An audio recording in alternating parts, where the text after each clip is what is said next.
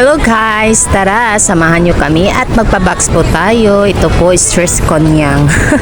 So, ito, pangalawa ko na po itong nagpa-box dito sa Hong Kong. So, ganon, malas-malas din ngayon na araw kasi hindi namin alam na may bagyo pala si Hong Kong. At yun, ito no, lahat talaga yung mga dala namin at mga pang-storage, pati yung box namin basang-basa. At ito nga, natapos na.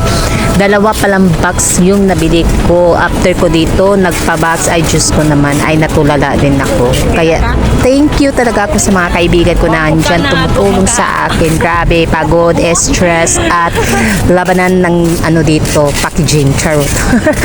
Labanan ng packaging kasi mahirap talaga pala mag-box, eh, my God. Pero, alam mo naman, is Pilipino, masaya tayo pagbigay. Kaya ito, after namin nagpa-box, so, nag-disco good me. Gisayo ko na lang ang kahago kakapoy og